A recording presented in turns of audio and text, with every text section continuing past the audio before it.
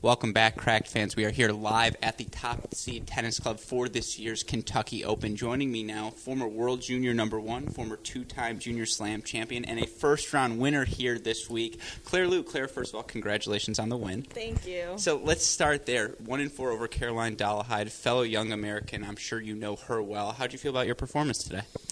Yeah, I'm really happy with my performance today. I think I played pretty solid, and I did what I had to do to win. Yeah, I would certainly agree with that. I mean, such dominant hitting. That first set 6-1, you really ran away with it. What do you think about these indoor conditions this week? How does that suit your game? I think, the conditions are pretty fast, so if you can get to the net, be the first one to try to get to the net and be aggressive, then I think you'll win most of the points, and I think I tried to do that today. And I think it worked a little bit. I would agree with that. A lot of swinging volleys in that first set. Was that something you expected to do, or is that something that sort of just came out of how the match was flowing? Yeah, I think I always try and get to the net, but, against a hard hitter like Caroline, it can be hard, so I just try to take advantage of any chance I had. Yeah, well, it was all working today, and I know for you, you have had some early success. It's very early in the 2020 season. I believe you made a final already in January. For you, at the start of this season, how are you feeling about your level of play? I'm feeling pretty good. Yeah, I started the year pretty well, and I'm just trying to build my matches and build some confidence going into the rest of the year. Yeah, and for you, again, I mentioned the pedigree. I think our listeners are very familiar with that by now. But in 2019, you reached your career high in about March, April. But, overall 23-23, I imagine that's not how you imagined the year going. How did you approach this offseason, approach the early parts of the season, knowing what you have in store for 2020? Yeah, last year was really tough for me. I think I had a lot of trouble with mental stuff and just dealing, the pro level, it's obviously very tough. Going into this year, I was just trying to keep having fun and keep getting better. I think, if I can just keep working hard and focusing on the process, then the results will hopefully come. Yeah, no, it looked fun out there. Again, you win like that, it must be a good time. I'd just like to hit a forehand like you once. I don't think I'm asking for too much. But this week, it's not just you in terms of young American talents.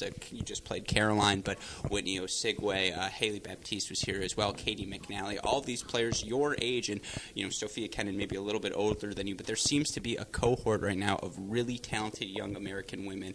How is it, for you when you go to tournaments, you're going to see 3, 4, 5 of them in the draw? Does that give you comfort or anxiety? Where are you at with that? Probably a little bit of both. I mean they're all very obviously amazing players, so it's going to be a tough match if you ever play one of them. But yeah, I think Whitney, Sonia, obviously Amanda Anisimova, all these young Americans doing so well. It's obviously great for American tennis, and to be able to compete against any of them is going to be a good match. Yeah, and it's fun for us to watch as well. I noticed you are traveling with a coach this week. How helpful is that for you as you prepare for each day? Yeah, it's very helpful.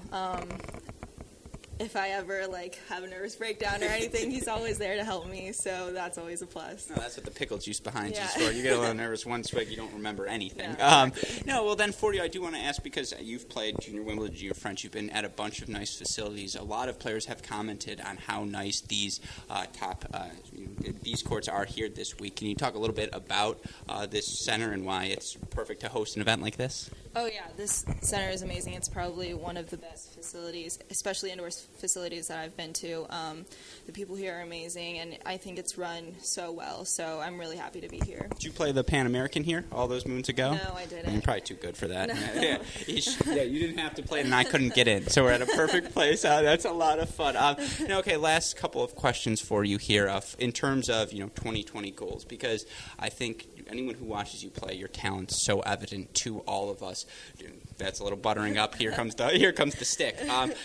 Do you have set goals in terms of ranking? I want to be top 100. I want to be top 50, whatever it may be. Or is it, as you mentioned, you really do have to take it week by week because of how good everyone is on tour right now?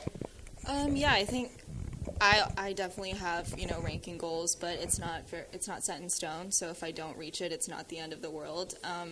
The main end goal is to be the best that I can be. So I will take however long it takes to get there. Yeah, that is awesome. Well, last one for you, a fun one. I've been asking everyone this question, mostly because I like the glares I get from some of the players when I ask this question. But it's Valentine's Day week. Okay. And for me, I would be spending my Valentine's Day here anyways, but maybe that's not the scenario for you. So your ideal Valentine's Day date? Date? Oh, God. That's the look I was talking about, by the way. I mean, obviously here playing tennis. My favorite Where person. else would I want to be? Yeah, I appreciate it. Well, Claire Liu, thank you so much. Good Thank luck you. the rest of the week and throughout your season as you continue to make your progression. Thank you so much.